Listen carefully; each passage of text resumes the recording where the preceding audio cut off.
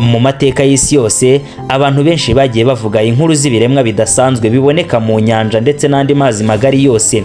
Ibiremwa bifite isura y'umugore ariko igice cyo hasi ari ifi. Bamwe babyita madamu samake, bakaba abamikazi b'inyanja, abandi bakabifata nk'imyuka yo mu mazi, ibiremwa by'amayobera, bati ni amadayimoni cyangwa se ibimenyetso by'ibiza byo mu nyanja. Aha ni mu kuzimu kw'inyanja zitagira iherezo, aho urumuri rw'izuba rudashobora kugera, aho amazi acecetse nk'aho hari ibanga rikomeye rihahishe. Niho havugwa inkuru z'ibiremwa byatunguye isi yose mu gihe cy'imyaka myinshi ishize. Basa n'abagore b'uburanga buhebuje, amaso y'ubururu meza cyane asa n'ayaka mu mwijima w'inyanja, imisatsi miremire isa n'ibyinira ku mazi, ariko igice cyo hasi cy'umubiri wabo ari ifi nini y'amayobera. Hari n'abavuga ko ibi biremwa bifite uburanga buhebuje kurusha umuntu wese waba warabaye kuri iyi si ya rurema. Mu mateka ya kera abasare bakoraga ingendo ndende zo mu nyanja, bumvaga ibintu biteye ubwoba kandi bitangaje. Bavugaga ko mu ijoro hagati y'igicu ndetse n'umuyaga bumvaga amajwi y'indirimbo nziza cyane aturutse hagati mu nyanja, indirimbo zoroheje kandi zituje ariko zifite imbaraga zidasanzwe zo gukurura umutima w'umuntu. Hari abakurikiye ayo majwi ntibongera kugaruka. Abasare bamwe bavuga ko babonye umugore mwiza cyane yicaye ku rutare hagati mu nyanja aririmba areba ukwezi. Iyo amaso yabo yahuraga naye bumvaga ubwenge bubasize. Bamwe bijugunyaga mu mazi bakamusanga, abandi bakibagirwa aho bari ndetse n'icyo baje kuhakora. Ariko ikibazo gikomeye cy'ibi biremwa bya madamu samake cyabayeho imyaka myinshi kugeza magingo aya. Ese koko ibi biremwa bibaho cyangwa ni imigani yavutse kubera ubwoba bwo mu nyanja? Bamwe bumvise izi nkuru barabihakana, abandi bakemeza neza ko baziboneye n'amaso yabo. Hari abashakashatsi benshi bemeza ko abantu bo hambere bashoboraga kwibeshya bakabona inyamaswa zo mu mazi nka manate cyangwa se dugong, bakazitiranya n'ibiremwa bisa n'abagore. Ariko hari n'ibindi bintu byinshi byatumye isi ikomeza kugira amatsiko. Kugeza uyu munsi abashakashatsi benshi bavuga ko nabo hari ibyo babonesha amaso yabo bakananirwa kubisobanura. Hari amafoto yafashwe hagati mu nyanja agaragaza ibiremwa bidasanzwe. Hari amajwi yumviswe munsi y'amazi atarigeze asobanurwa neza na siyansi. Hari n'abarobyi bavuga ko babonye ibintu bifite amaso nk'ay'umuntu bibakurikiye mu mwijima wo mu mazi. Mu mico itandukanye myinshi yo ku isi, madamu samake ntabwo zifatwa nk'ibiremwa bisanzwe. Mu bihugu bimwe akenshi byegereye inyanja, abantu bavuga ko madamu samake ari abarinzi b'inyanja, abandi bakavuga ko ari imyuka ishuka abantu ikabajyana mu rupfu, dore ko harimo n'iyamamaye cyane ku isi izwi nka mayimuna, umudayimoni w'ubwibone, gukwirakwiza ubusambanyi ndetse no gutanga ubutunzi kuri abo babukesha Lusiferi, ndetse no kujyana abantu ikuzimu. Hari abavuga ko madamu samake zifite ubwenge burenze kure bw'ikiremwa muntu. Ibi biremwa kandi ngo byubatse imijyi yihishe munsi y'inyanja, yewe n'ingoro zubatswe mu mabuye y'agaciro zifite urumuri rw'amabara atangaje ruboneshwa n'ibinyabuzima byo mu nyanja. Ni ibiremwa byiza cyane bitigeze bibonwa neza n'amaso y'abantu. Izi ni inkuru zisa n'amayobera ariko kandi ziteye ubwoba, kuko inyanja ubwayo ni imwe mu hantu hataracukumburwa cyane ku isi. Abahanga bavuga ko hari igice kinini cy'inyanja tutarabasha kumenya neza, bityo bikaba bigoye guhakana madamu samake ko zitabaho. Niko ye igira hino ngutembereze munsi y'inyanja nkwereka ibidasanzwe bicanganyikisha ubwenge bwa muntu. Ni urugendo rwuzuye amayobera, ubwiza ndetse n'ubwoba. Abashakashatsi bananiwe gusobanura neza inkomoko ya za madamu samake. Ndakwinjiza mu nkuru z'ukuri zavuzwe n'abasare, tureba amateka y'ibiremwa byiswe abamikazi b'inyanja. Turanasesengura ibyo siyansi ivuga kuri ayo mayobera kugeza uyu munsi. Uko urugendo rugenda rukomeza uratangira kwibaza niba koko munsi y'ayo mazi acecetse hari amaso y'ibiremwa bidasanzwe kureba. Mbere yuko dukomeza, kora subscribe kuri Rwanda Intelligent Mind usobanukirwe byinshi bisa n'amayobera bigacanganyikisha ubwonko bwa muntu. Naho njye ndi Turatsinze Dominique, ikaze mu isi yo gucukumbura.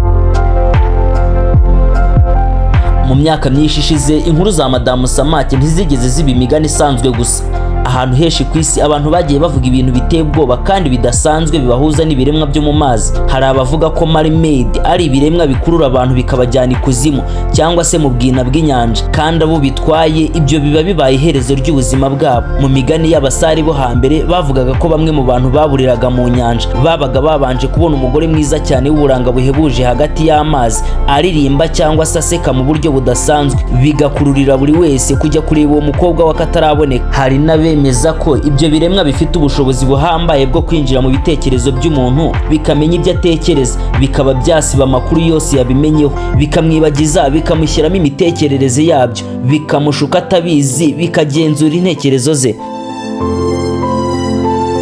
Mu bihugu byinshi byo ku isi, cyane cyane ahantu h'inyanja nini n'ibirwa bya kure, havugwa inkuru zisa cyane n'izo, kandi abo bantu batandukanye yewe batarigeze banahura cyangwa se ngo babe bafite umuco umwe. Bose bavuga ibintu bisa: umugore mwiza cyane wo mu mazi ufite ubwiza budasanzwe, ijwi rikurura abantu n'amayobera yo kuburirwa irengero hagati mu nyanja. Ibi byahagurukije abashakashatsi benshi ku isi batangira kujagajaga indiba y'inyanja bashaka ibimenyetso bifatika kuri ayo mayobera. Bakoresheje kamera zikomeye n'ubwato bw'ikoranabuhanga bugezweho bwa submarine bugendera ku ndiba y'inyanja kugira ngo barebe niba hari ibiremwa koko bisa n'abantu bishobora kuba bituye mu bwina bw'inyanja. Ariko kugeza uyu munsi nta gihamya cya nyacyo kiraboneka, bisa naho ibyo duhanganye nabyo biturusha ubwenge kure cyane. Ibaze nawe mu isi ya za radari na za kamera zihambaye cyane n'amato akomeye agendera munsi y'amazi, ariko bikaba byarananiranye gufata madamu Samake niyo byaba rimwe ngo bayerekane. Nyamara ikibazo gikomeza kuba kinini kuko hari ibintu byinshi byafashwe amashusho cyangwa se amajwi bitigeze bisobanurwa neza ku buryo kamera zitabasha kubifata neza. Hari n'amajwi yumvikanye mu nyanja atarigeze amenyekana inkomoko yayo, bayashyize mu byuma biyagabanyiriza umuvuduko basanga nayo inyamaswa zirenze 10 zaganiraga. Ayo majwi kandi yafashwe muri Afurika y'Epfo ndetse no muri Amerika mu nyanja ya Pacific. Gusa ubushakashatsi bwabo ntabwo bwafashe ubusa kuko babonye ifi nini cyane izwi nka shaka yapfuye. Mu nda yayo basanzemo inyamaswa y'amayobera, yari yangiritse ariko umutwe wayo wari ukiri wose. Yari ifite umutwe umeze nk'uw'umuntu ndetse n'urutirigongo rumeze nk'urw'umuntu, ariko hasi aho twakwita mu mayunguyungu yari ifite umurizo nk'uw'ifi. Muri uwo murizo harimo amagufa abiri ateye neza nk'amaguru y'umuntu. Iyo nyamaswa kandi yari ufite umutsi munini uturutse mu gahanga, umutsi ugaragazwa n'ibinyabuzima byo mu mazi. Iyo nyamaswa kandi mu biganza byayo yari ifite ikintu kimeze nk'igufa ricometse mu rindi, bisa naho ari intwaro yakoreshaga yirwanaho. Ubwenge ubundi mu busanzwe bugirwa n'ikiremwa muntu, bishimangira ko mu nyanja harimo ibindi biremwa bimeze nk'abantu. Abantu benshi bavuga ko kuba iyi nyamaswa itarigeze ifatwa ari nzima bishobora kuba ari ibimenyetso by'uko hari ibiremwa bifite ubwenge burenze ubw'umuntu. Kuko uko ubushakashatsi bugenda bukorwa niko abantu benshi batangira kubona ko inyanja ari isi itaramenyekanye neza. Abahanga bavuga ko igice kinini cy'inyanja kitigeze gicukumburwa. Hari ahantu hari umwijima uhoraho mu nyanja, ubushyuhe budasanzwe yewe ndetse n'ubukonje bukomeye cyane ku buryo umuntu adashobora kubwihanganira. Ariko niba hari ibinyabuzima bishobora kubaho muri ibyo bihe bikomeye, kuki hatabaho n'ibindi biremwa tutaramenya? Hari ibitabo byinshi n'inyandiko zitandukanye abantu bagiye bagerageza gusobanura ubuzima bwa madamu Samake. Yewe hari n'amafilime menshi yamamaye nk'iyitwa The Legend of Bruce yagiye yerekana madamu Samake nk'ibiremwa bifite ubwenge bwinshi, ubushobozi bwo kuvugana n'ibinyabuzima byo mu nyanja ndetse n'imbaraga zidasanzwe zo kugenzura amazi n'ikirere cyo mu nyanja. Nubwo ayo mafilime ari ibihangano, hari abavuga ko ashobora kuba yaraturutse ku nkuru za kera cyangwa se ubuhamya bw'abigeze kubona ibintu bidasanzwe bakagira ubwoba bwo gutanga ubuhamya bakabinyuza mu mafilime kuko hagaragaramo ukuri kwishi n'ubuzima byiberamo. Ikindi gikomeje gutera abantu ubwoba ni uburyo inkuru za mermaid cyangwa se madamu Samake zidakendera uko imyaka ishira.